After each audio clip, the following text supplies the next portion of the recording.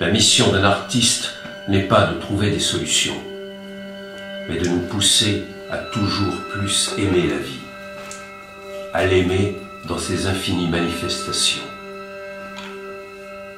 S'il m'était donné d'écrire un livre qui m'ouvre les portes de la gloire et qui prouve la pertinence de mes opinions sur tous les grands sujets de société, je ne m'y attarderais pas plus de 2 heures. Mais si je peux écrire un ouvrage qui dans des années sera lu par ceux qui aujourd'hui sont encore des enfants, un livre qui les fera rire, pleurer et aimer toujours plus la vie, alors je consacrerai toute ma vie à cette œuvre. Oui, devant Dieu.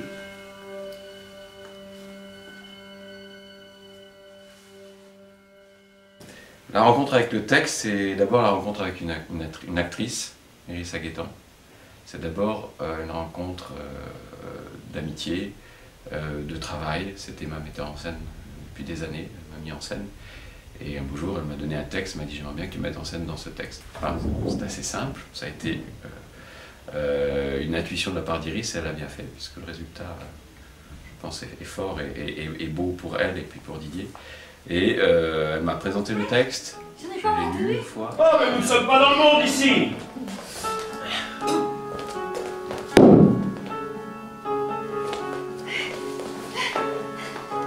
Seuls les arbres peuvent vous voir. Oh, vous, puissants et magnifiques arbres de la forêt, promettez-vous de ne pas jeter un œil sur cette jeune femme de Moscou? Garderez-vous son secret?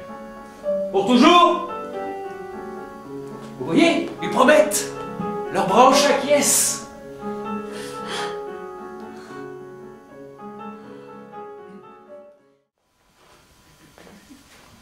Je vais écrire quelque chose, ici.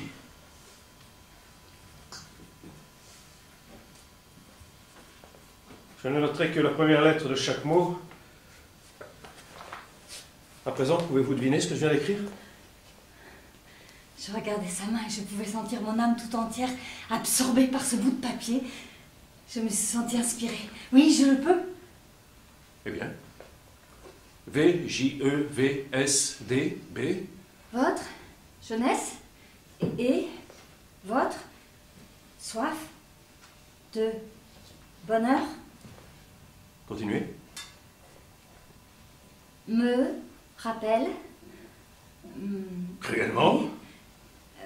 mon âge. Et E-M-I-A-B. Et mon inaptitude au bonheur.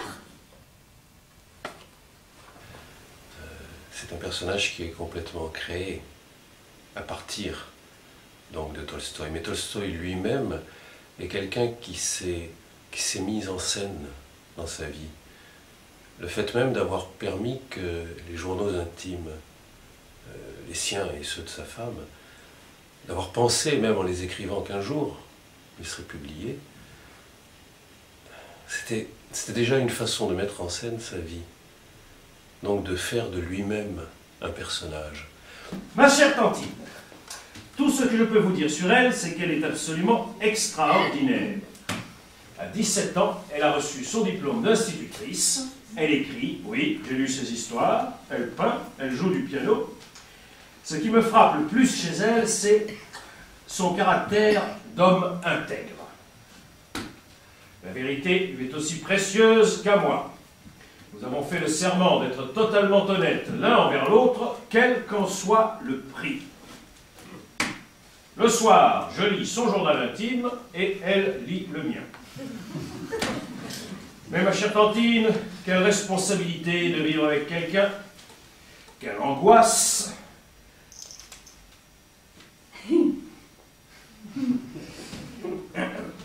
Elle est en train de lire ce que je vous écris par-dessus mon épaule et ne comprend rien. Elle refuse de comprendre et de toute façon, ça lui est égal. Nous, les hommes... Nous...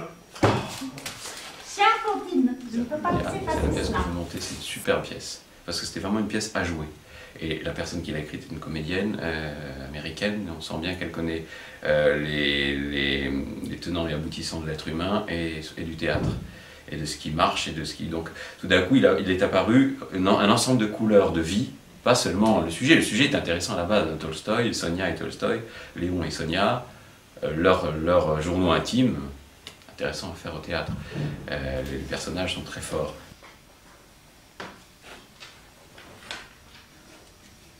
8 octobre. Ce matin... Oh, c'est épouvantable. Comment je peux faire une chose pareille? Ce matin, je me suis déguisée en paysanne. Je me suis couvert la tête avec un châle et je suis allée me promener du côté de la route où il passe avec son cheval. Je roulais des hanches aguicheuses. Je voulais voir s'il allait essayer de me séduire. De me pousser dans les buissons, comme dans ses livres. Bien, il ne m'a même pas vue.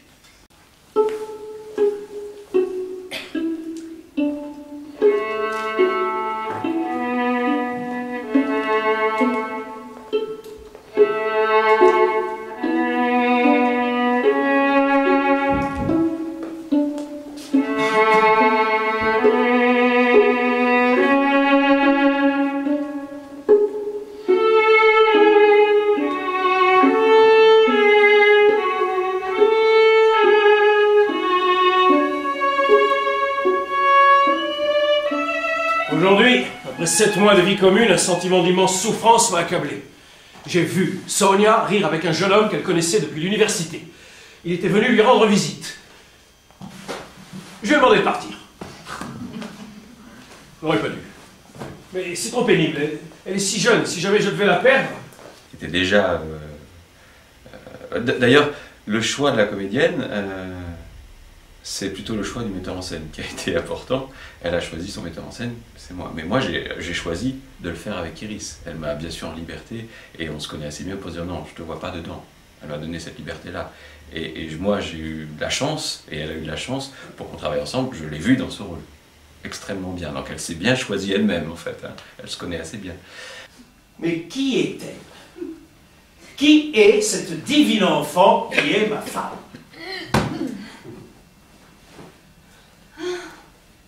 Mes sœurs et maman me manquent. Il y a toujours tellement de rire à la maison. Quand Léon n'est pas là, tout est si terne. Il a pratiquement toujours vécu seul. Je ne peux pas comprendre. Sa mère est morte, il avait 2 ans. Alors, rien ne semble plus lui importer que de s'occuper du domaine et de son école de paysans. C'est son unique sujet de conversation. Éduquer les paysans. Là, il va falloir qu'il choisisse entre moi et ses gens. Est-ce égoïste de ma part? Je ne vis que pour lui, que par lui. Je ne suis pas une poupée. Un bibelot qu'on achète et qu'on oublie. Je suis sortie, je me suis cachée dans le jardin. Il est venu me chercher. Il était inquiet. Il a promis de changer. Et elle l'a fait. Je travaille toujours avec une furieuse intensité. J'écris et je pense comme je n'ai jamais écrit et pensé. Mais dans ces moments, j'ai l'impression que je n'y survivrai pas. J'ai des maux de tête terribles, des crises de vertige, j'entre dans des colères noires, sans raison. 3 ans et demi. Je n'en vois toujours pas la fin. Sonia est toujours là, près de moi, avec ses yeux noirs, fidèle comme un chien. C'est loyal. Ah, c'est là! La réclame dans les nouvelles de Moscou!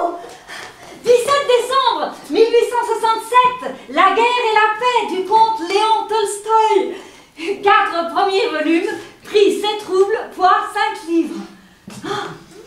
Oh.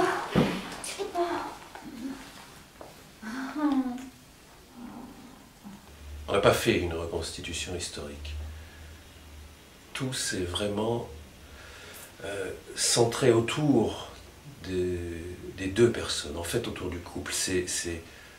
À travers leur histoire, c'est vraiment l'histoire en fait, ça pourrait être de n'importe quel couple. À chaque fois qu'il mentionne l'une de ses femmes, j'ai envie de tout brûler, que rien ne me rappelle plus son passé. La jalousie sera ma perte. Quand je vois cette femme au village qui a un fils de lui, j'en suis malade. Parfois je pense, si je pouvais le tuer et le recréer exactement semblable, mais sans son passé, je le ferais avec plaisir.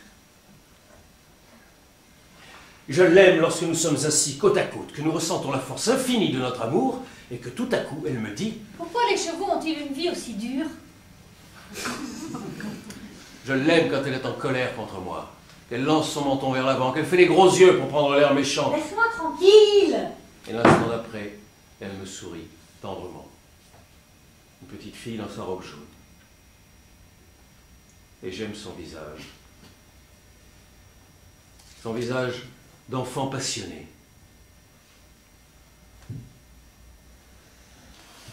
Il répète sans cesse que le seul devoir d'une femme, c'est de rester à la maison pour s'occuper de son mari. Oh, oh, oh. Mais mon cher ami, votre article sur la situation des femmes m'a ravi. Oui, le féminisme est bien un crime contre la nature. La femme a été conçue pour donner du plaisir et porter des enfants, et elle se transforme en monstre dès qu'elle s'éloigne du chemin que Dieu a tracé pour elle.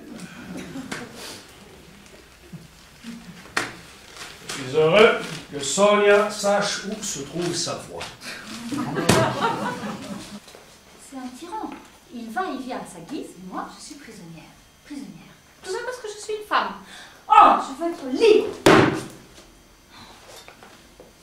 Ce que je cherchais avant tout dans le comédien, avant toute chose, et Iris aussi, c'est que ce comédien corresponde bien sûr à Tolstoï à un moment donné, mais j'avais envie d'un assez bon comédien pour faire un rôle de composition, enfin, en tout cas de travailler l'intériorité, mais qu'après, extérieurement, ça devienne ce Tolstoï que j'avais en tête.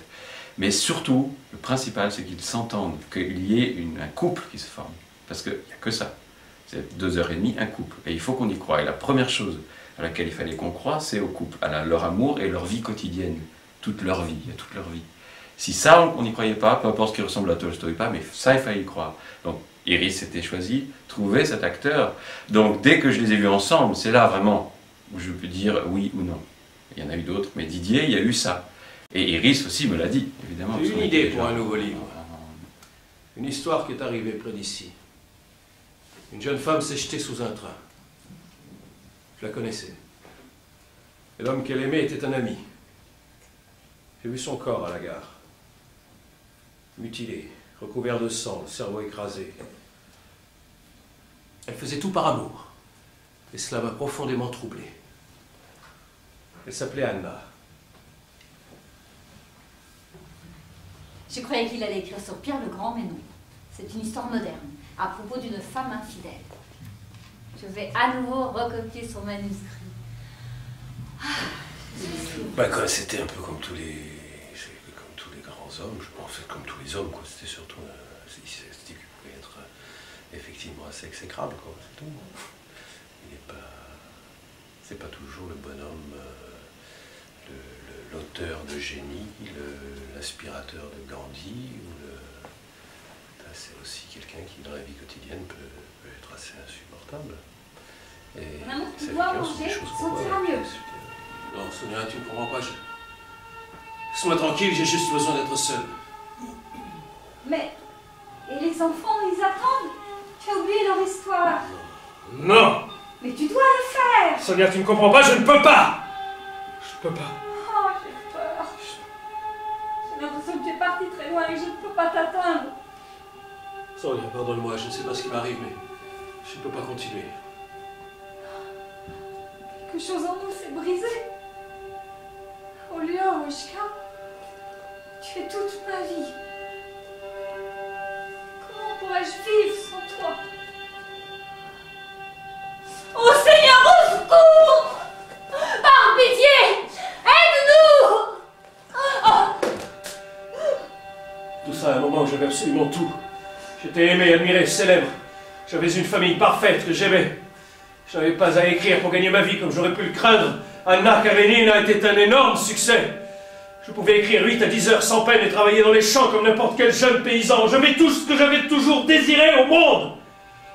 Et sans cesse, les mêmes questions m'assaillaient. À quoi bon tout cela? À quoi tout cela mène-t-il? Des questions simples, stupides, mais je ne pouvais y échapper. Puis je me suis rendu compte que ces questions anodines, puériles, n'étaient pas du tout insensées. mais bien les interrogations les plus profondes de la vie. Et malgré tous mes efforts, je ne leur trouvais aucune réponse. Yoshka, tu ne peux pas comprendre le sens de la vie, alors arrête d'y penser. Arrête de te torturer et vis. Vis, tout simplement. Mais j'en étais plus capable. Après, concret, comment on a travaillé d'abord sur le quotidien, sur le texte à plat, en lecture, mais en lecture non jouée. Et puis, au fur et à mesure, ça se construisait, ça s'est construit très vite. Dans le quotidien, en fait, j'ai essayé qu'il n'y ait pas de théâtre.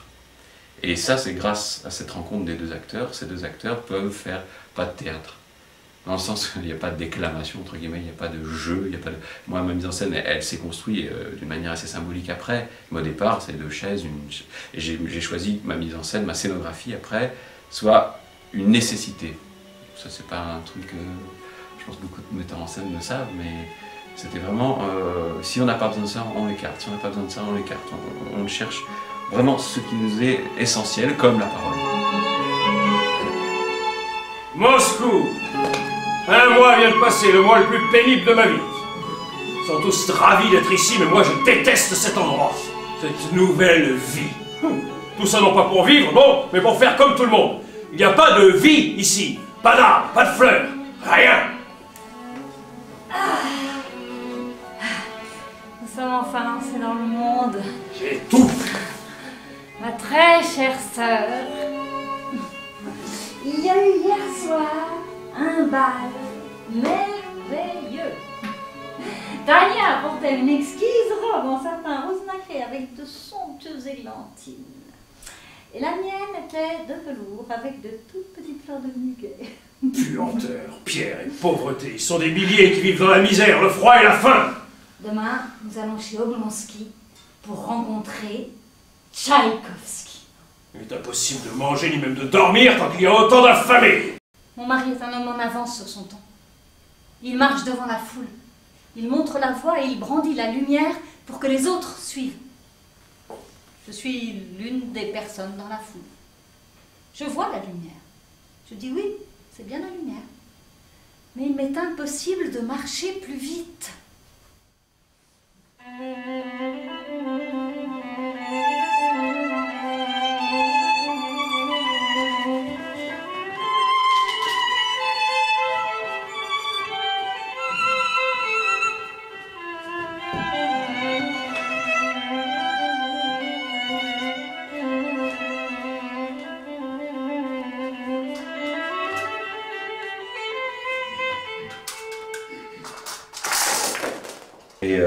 Et l'écriture, parce que là il s'agit de parole et d'écriture. Ils écrivent, ils parlent au public et ils se parlent entre eux. Donc là après il y a aussi un jeu extrêmement riche. Hein. Il y a le futur, le présent et le passé. Il y a plusieurs temps en même temps, ou l'un après l'autre, et il y a plusieurs formes de théâtre. Donc essayer d'unir tout ça, que ça fasse qu'un pendant 2h30, et que ces deux acteurs soient, pas deux acteurs, mais Sonia Tolstoï, et surtout un couple. Et que chaque personne puisse s'identifier à un couple, parce que ça, on peut s'identifier à Tolstoï, c'est plus dur, ouais, Sonia, mais à un couple, oui. 11 à 12, thé sur la pelouse. Midi à 1, déjeuner. 1 à 2, thé. 2 à 3, études. 3 à 5, natation. 5 à 7, dîner. 7 à 8, croquet. 8 à 9, petit thé. 9 à 10, grand thé. 10 à 11, souper. Non mais c'est extraordinaire ça. Alors les voilà qui mangent, boivent, défèquent, mangent et remangent encore et toujours. J'aimerais qu'ils m'enferment ou m'exilent à jamais. Ah non, tu ne peux pas le croire. Voilà que maintenant, tout ce qu'il veut, c'est fabriquer des bottes. Il dit qu'une bonne paire de bottes est plus importante que tout guerre épais. Il reste là des heures, avec le cordonnier à coudre des bottes. Et il en est fier, vraiment fier. Ce talent sublime gâché, quelle folie! Ah, elle dit que c'est une folie. Alors qu'hier, 30 livres de bœuf ont été livrés. Étrange qu'après toutes ces années, je sois encore la proie de ce désir implacable pour elle.